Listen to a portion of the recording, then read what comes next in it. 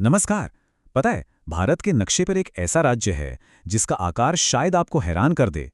आज हम उसी अनोखे राज्य छत्तीसगढ़ की दिलचस्प कहानी को समझने वाले हैं। तो चलिए एक सवाल से शुरू करते हैं। एक मजेदार सवाल। क्या कभी सोचा है कि भारत का कौन सा राज्य समुद्री घोड़े मतलब कि सी हॉर्स जैसा दिखता है? सुनने में थोड़ा अजीब लग सकता है, लेकिन इसका जवाब हमें एक ऐसे राज्य की तरफ ले जाता है जो अपने आकार की तरह ही अपनी इतिहास और संस्कृति में भी बिल्कुल यूनिक है। जी हाँ, इसका जवाब है छत्तीसगढ़।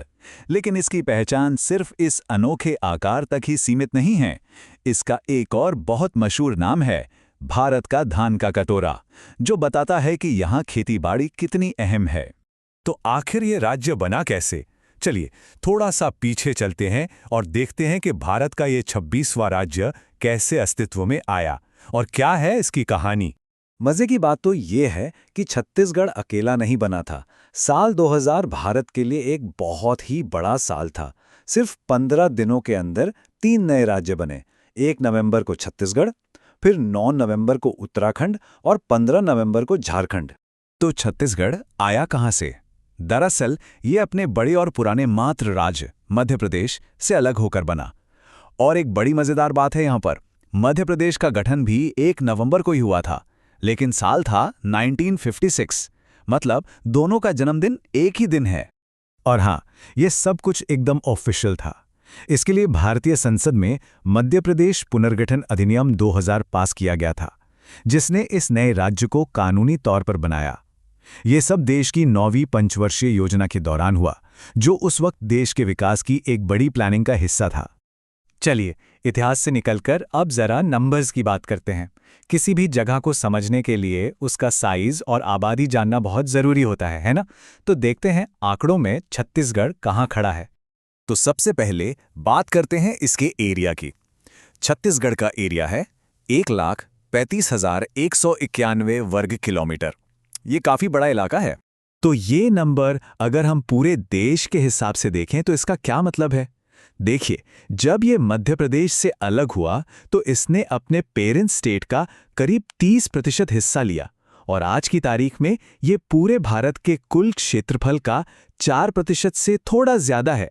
और इन्हीं आंकड़ों की वजह से छत्तीसगढ़ एरिया के हिसाब से भारत का 9वां सबसे बड़ा राज्य है। मतलब ये देश के सबसे बड़े राज्यों में गिना जाता है। अब बात करते हैं यहाँ के लोगों की।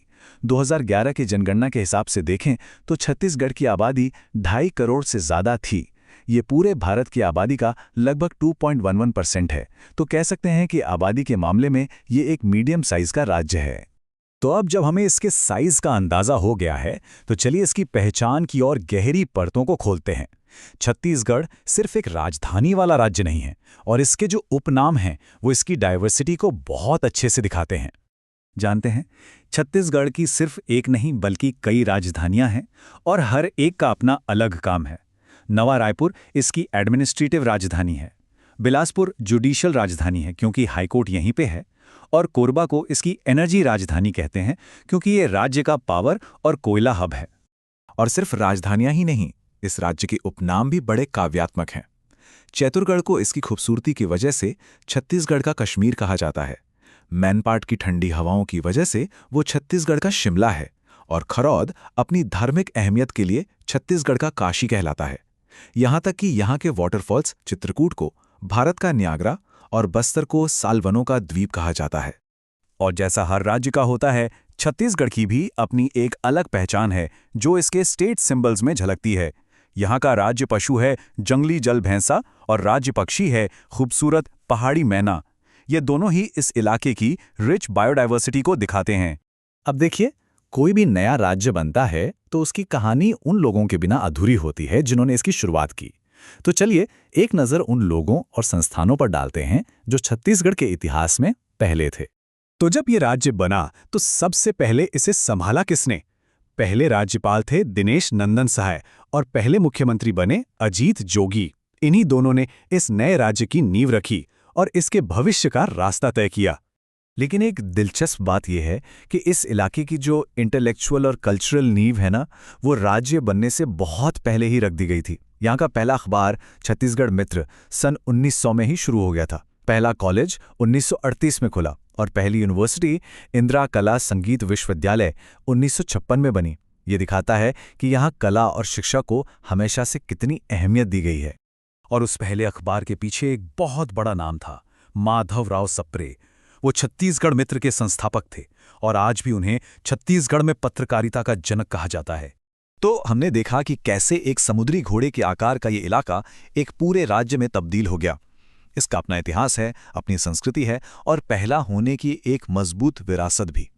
अब सवाल ये है कि नई सदी में जन्मा ये राज्य भविष्य में कौन सी नई कहानियां लिखेगा?